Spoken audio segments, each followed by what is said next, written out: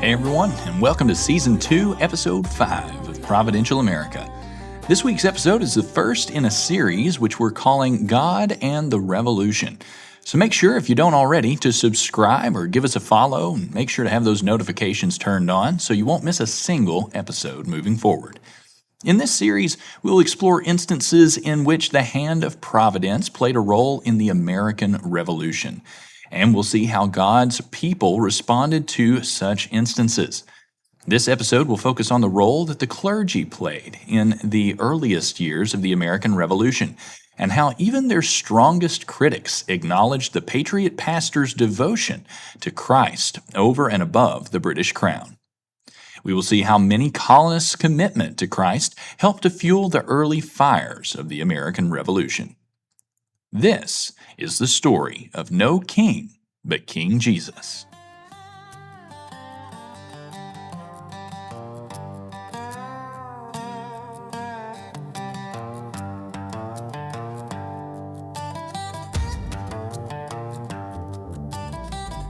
Pastors Samuel Langdon and Samuel Haven had been summoned. The most famous man in America had something he wished to tell them, and he had asked that they meet him at his temporary lodging in Portsmouth, New Hampshire. It had sounded urgent, so the two Congregationalist ministers hurried along toward their meeting on the evening of April 2nd, 1764, wondering aloud at times what message was awaiting them. As the two primary ministers of the town of Portsmouth, they were very interested in what this man had to say. Arriving at their destination, they walked through the front door without hesitation. There sat the one who had called this meeting. There sat George Whitefield. It is no exaggeration to say that Whitefield, the subject of a future episode of Providential America, by the way, was the most famous man in America at that time. By this point in his life, this 49-year-old British itinerant Anglican preacher had traveled to and through the American colonies 7 times over the span of 25 years. During that time, he had preached to hundreds of thousands of people throughout the 13 colonies, sometimes in packed churches and often in open fields.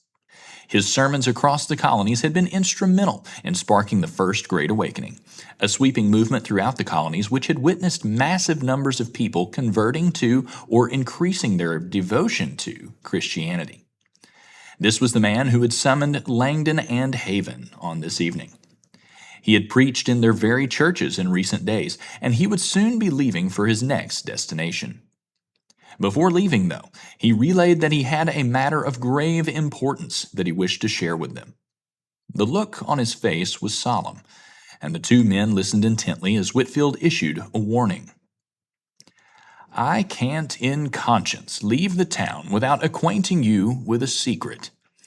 My heart bleeds for America. Oh, poor New England! There is a deep-laid plot against both your civil and religious liberties, and they will be lost. Your golden days are at an end. You have nothing but trouble before you. My information comes from the best authority in Great Britain. I was allowed to speak of the affair in general, but enjoined not to mention particulars. Your liberties will be lost." Langdon and Haven pressed for details, but Whitefield would not divulge anything more specific than that. His message had been given, and now it was time to move on to the next town. The colonies would not have to wait long for George Whitefield's warning to come to pass. On April 5th, 1764, just 3 days after Whitefield's warning to the pastors of New Hampshire, Parliament passed the Sugar Act, followed shortly by the Currency Act. Both of these laws annoyed residents in the colonies, especially those of the merchant class, but the law which aroused the sharpest reaction from the colonies in the 1760s was none other than the Stamp Act of 1765. This direct tax on all paper products in the colonies was viewed by many colonists as a direct assault on their rights under the English Constitution. As such, it was branded throughout the colonies in general, and in New England in particular, as an act of tyranny by the British government, and various forms of resistance to this law took place as a result, ranging from boycotts to public demonstrations and even intimidation of tax collectors. Such widespread unrest in the colonies was increasingly commented on from the colonial pulpits, with many colonial pastors asserting that the British government was covenantally bound to protect the people's God-given rights. The Presbyterian pastors of New England were particularly strong in their stance against British actions such as the Stamp Act. Sometime later that year, George Whitefield's old and dear friend, Benjamin Franklin, sat down to read one of the letters he had received that day. This one was from his son, William, who at the time was the royal governor of New Jersey. Reading through the letter, Ben Franklin found himself somehow sighing and chuckling at the same time. William was appalled at the resistance to the Stamp Act in New England, and he could not stomach the idea of such resistance spreading to the rest of the colonies. Benjamin Franklin finished the letter, sat down, removed his bifocals, and rubbed the bridge of his nose. Closing his eyes, he remarked with a touch of humor in his voice, "So, he blames the Presbyterians, does he?" William Franklin had, in fact, blamed the Presbyterians in New England, most likely the ones of Princeton in particular, for the spreading of the unrest and resistance against the Stamp Act to the other colonies. In William's mind, the Presbyterian ministers of New England were certainly making a lot of trouble in their public stances against the Stamp Act. He knew very well that if the people of the colonies were able to successfully form an organized resistance to British law, it would require the support of the clergy. And Governor William Franklin was not the only official to lay the blame for colonial resistance at the feet of the Presbyterian clergy. In the midst of the Stamp Act crisis, a Philadelphia stamp collector by the name of John Hughes sent a letter to his bosses in England giving his account of what he was witnessing and experiencing. On January 13, 1766, he wrote, "My lords, the colonists have been insulting His Majesty, saying that the Stamp Act was unconstitutional and oppressive. It is apparent to many people here that the Presbyterians are at the head of these riots. They are opposed to kings, and some cry out, 'No king, but King Jesus.' The leaders fill every newspaper with inflammatory pieces, so that the minds of the common people are kept in a continual ferment. No one dares write anything that would calm the people down. Doing so would put the writer's life and fortune in danger. I am convinced the Presbyterians intend nothing less than the throwing off of their allegiance and obedience to His Majesty, and forming a republican empire in America, and being lords and masters themselves. I am daily threatened by verbal messages and anonymous letters, with a mob of several thousand people from the Jerseys, New York, and New England. I continue with praying that the Almighty may secure the allegiance of America to the crown of Britain by destroying the seeds of rebellion and by punishing the ringleaders of these riots. I am, my lords, your most obedient and humble servant, John Hughes." No kings, but King Jesus. Now, Hughes meant this to be a negative statement. But the colonists themselves, particularly the Presbyterians in question, would have worn this as a badge of honor. Indeed, statements like, "No kings but King Jesus," were thundering from pulpits throughout the colonies, especially among Presbyterians and Congregationalists in the Northeast. It is significant that government officials like Franklin and Hughes pointed to religious leaders as the primary leaders of revolutionary feeling in the colonies in the 1760s, rather than colonial politicians or even Enlightenment thinkers. According to the previous letter, Hughes even claimed that the Presbyterians ultimately wanted independence in the form of a republic. What's amazing about this claim is that this was multiple years before the majority of American colonists or its leaders would be in favor of independence. It would be even longer before Americans as a whole would seek to form themselves into a republic. If Hughes was correct in his assessment then, it would seem that the Presbyterians he referenced were quite ahead of their time in their goals and in their objectives. It is also significant that as resistance to the Stamp Act progressed, the tax even became associated by some colonial clergy as the mark of the beast, which is spoken of in the book of Revelation. After the American Revolution, a Loyalist Anglican clergyman named Samuel Peters reflected that at one point in 1766, quote, "Tranquility seemed to be returning, when, lo, the packet arrived with the fatal news of the repeal of the Stamp Act.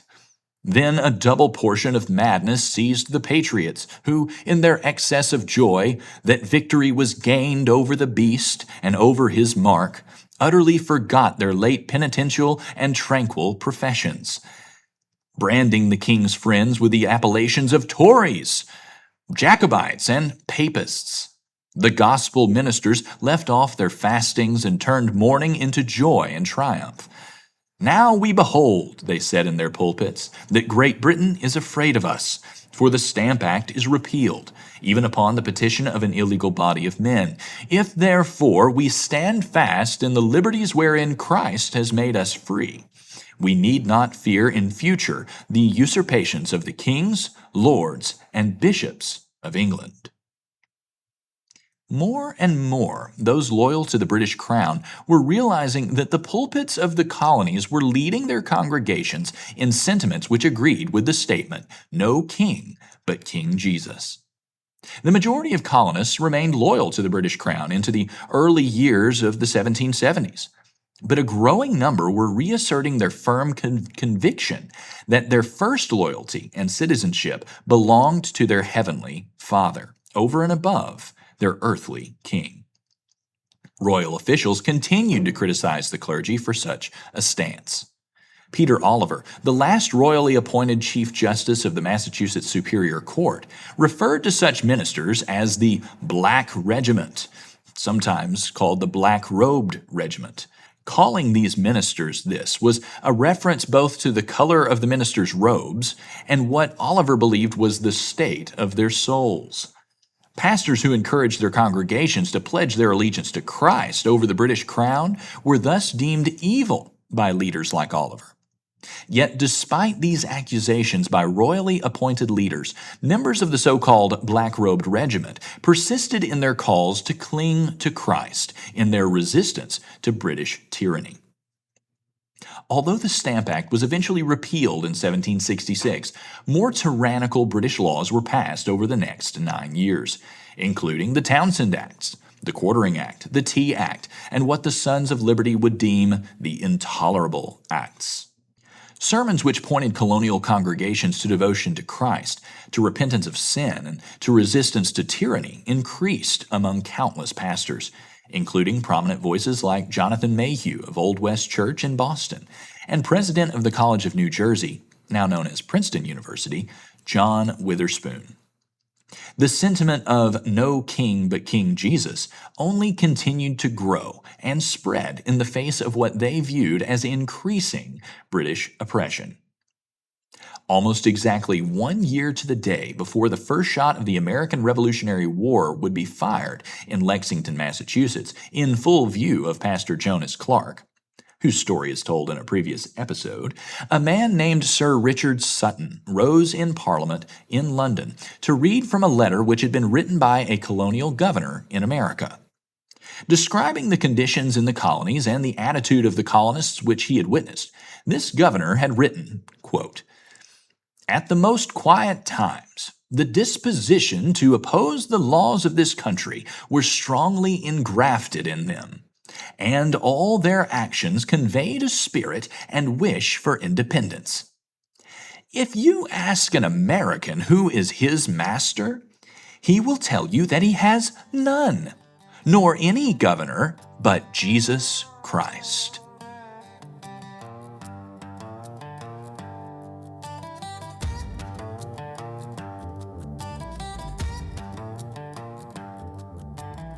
When explaining the causes of the American Revolution, many will point to things like no taxation without representation, actions of groups like the Sons of Liberty, and principles which had been enunciated in the Enlightenment era. And each of these are important factors which contributed to the outbreak of the American Revolution. but the influence that the Christian clergy and Christianity in general had on the resistance to British tyranny must also be a part of that conversation in order to fully understand this revolution. Even the British authorities at the time recognized that a ton of the support that patriots had in the American Revolution was due to the leadership of Christian pastors. And although many in British leadership criticized and dismissed the patriots' call to follow Christ over the crown, the revolutionary colonists used phrases like "No king but King Jesus" as a rallying cry for their cause. This phrase in and of itself was not one that colonists shouted word for word throughout the colonies per se. It wasn't necessarily like the battle cry of "Remember the Alamo," which was shouted on the battlefields of the Texas Revolution. But it was a sentiment that a majority of those on the Patriot side would have agreed with, especially by 1776. Anyone, therefore, who would try to make the claim that the American Revolution was a movement away from religion and faith must ignore every bit of what was brought out in this episode and more. As we saw in the last quote, even Parliament was presented with correspondence from America stating that Americans did not have any governor but Jesus Christ. The British meant this to be an accusation of anarchy and lawlessness, but the Patriot emphasis was instead on their devotion to Christ. Rather than looking to live in anarchy, the Patriots and their leaders sought to institute governments which would uphold their sacred covenant to protect the people's God-given rights. It is quite remarkable to me that one of the strongest accusations British authorities had against the so-called Black-Robed Regiment was that they claimed no king but King Jesus. What a testimony that is. How amazing it would be if the people of this nation today made the same claim. There are certainly cries of "no kings" today, but a critical piece is missing from that refrain. May we not merely resist any modern attempts at civil monarchy, but may we also yield to the sovereign kingship of divine providence. May we recognize that Christ is truly King, and may our lives be filled with worship and obedience to His word as a result. May the gospel go forth in this land and abroad as we seek to tell others about King Jesus and about His perfect gift of salvation. And may we, with a firm reliance on the protection of divine providence, stand guard against the threat of earthly despotism while pledging our lives, our fortunes, and our sacred honor to the King of the universe. Thanks for listening. We'll see you next time.